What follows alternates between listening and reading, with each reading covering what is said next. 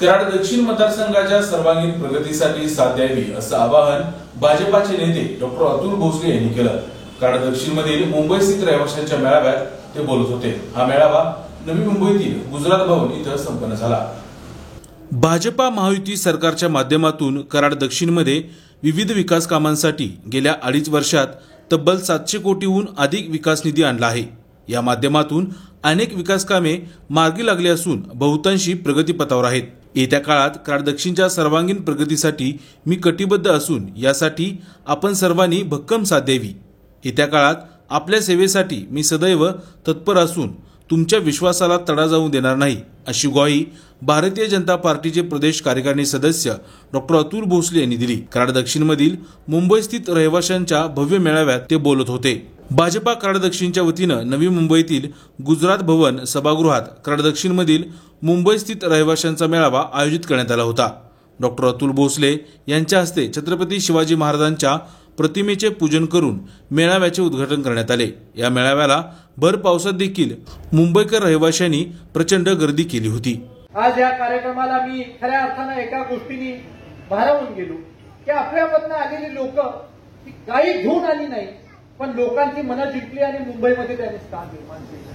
आणि नुसतं मुंबईमध्ये स्थान निर्माण केलं नाही तर गावाकडच्या लोकांच्या हृदयामध्ये देखील स्थान निर्माण करणारी लोक आज मुंबईमध्ये आहेत, माझ्या जवळ बसतात। याचा अभिमान माझ्यासारख्या कार्यकर्त्याला निश्चित होतो।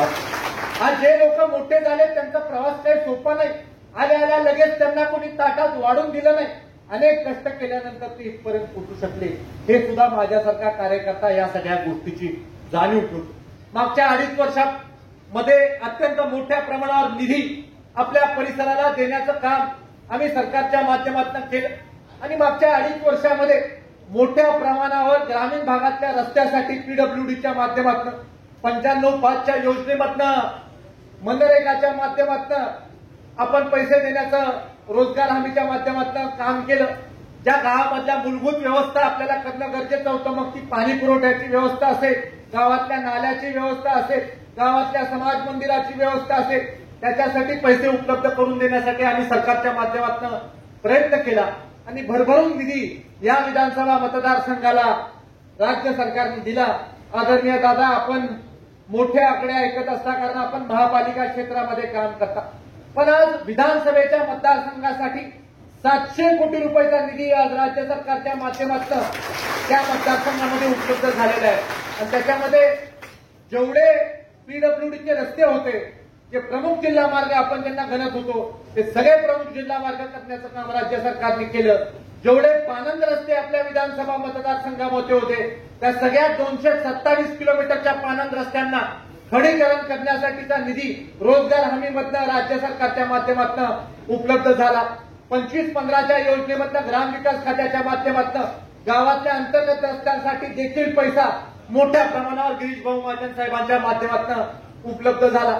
आणि आपण खऱ्या अर्थानं आपल्या परिसरामध्ये काहीतरी पिकलं पाहिजे, शेतकऱ्याची सोय झाली पाहिजे, याच्यासाठी वाकुर्डीला कायमस्वरूपी अर्थसहाय्य राज्य सरकारचं व्हावं याच्यासाठी आपण प्रयत्न केला। तुम्ही जो कृपा आशीर्वाद आमच्यावर ठेवलाय, जे प्रेम आमच्यावर आजपर्यंत केले, ज्या आनंदाने तुम्ही आजपर्यंत आमच्यापर्यंत आला, आम्हाला अनेक कामाच्या बाबतीमध्ये मदत केली, तुम्ही वेळ काढून अशा आमच्या समारंभाला आला, याच्याबद्दल आपले मनपूर्वक मी आभार मानतोच। आणि त्याच्याबरोबर येणाऱ्या काळामध्ये तुमची जी काही सेवा करायला लागेल ती सगळी सेवा करण्याच्या बाबतीमध्ये मी सदैव तत्पर राहीन। KMS न्यूज, स्पंदन मरांचे, नाते आपुलकीचे।